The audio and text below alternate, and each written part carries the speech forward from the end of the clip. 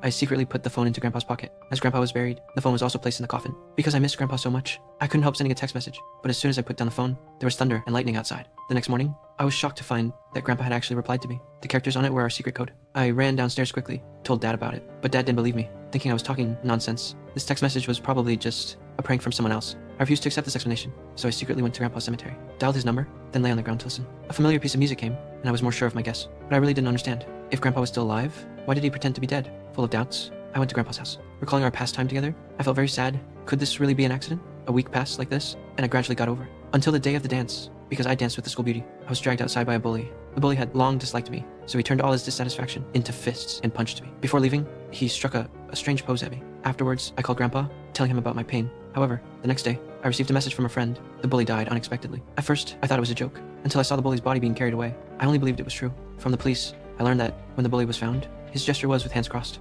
exactly the same pose. He made the day I was bullied. Everyone thought it was an accident. Only I knew it was related to Grandpa. So I made another call, but Grandpa still didn't answer. But as soon as I put down the phone, Grandpa called me back. I was instantly shocked. So the next day, I went to a store and bought a new phone. I tried dialing with the new phone and only breathed a sigh of relief when I saw the call failed. When I got home, I put the old phone into a storage box, deciding never to open it again. Later, I successfully got into college and left a small town. One day, many years later, Dad told me terrible news. My head teacher died in a car accident. The perpetrator was driving drunk, but got away with legal sanctions through connections. I was instantly filled with anger, took out that old phone again, and told Grandpa. The next morning, the perpetrator really died. I immediately went to the hospital, bribed a nurse, and learned the truth about the perpetrator's death. The bar of soap he swallowed was exactly the brand my teacher often used.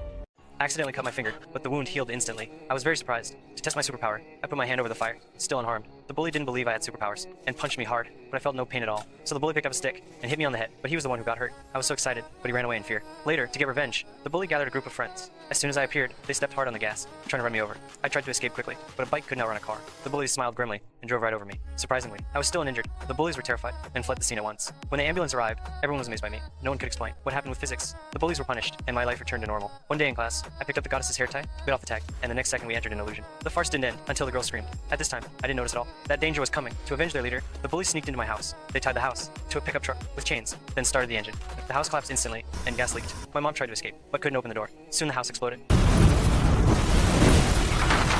When I rushed home, I ran straight into the fire and carried out my mom's body. I roared in anger, vowing to avenge my mom. The next day, the bullies drove by. They laughed happily and provoked me with words. I couldn't stand it anymore. Followed them all the way to the river. While the bullies were swimming, I sneaked behind some of them, picked up a piece of clothing, tore it with my mouth and ate it. Then I used the clothes to strangle their necks tightly. The bully who was swimming suddenly couldn't breathe, as if he was suffocating. As I pulled harder and harder, he gradually stopped struggling. When his friends noticed something was wrong and pulled him out, the bully was already dead. This was just the beginning. Later in chemistry class, I deliberately provoked a bully. To anger him, the bully angrily splashed concentrated sulfuric acid at me. To everyone's surprise, I was unharmed. Instead, the bully's face melted. Now only one remained. I sneaked into the bully's car and took his socks. I ate the socks, then pierced my leg with an electric drill. The bully fell to the ground on the spot. Since then, I completed my revenge.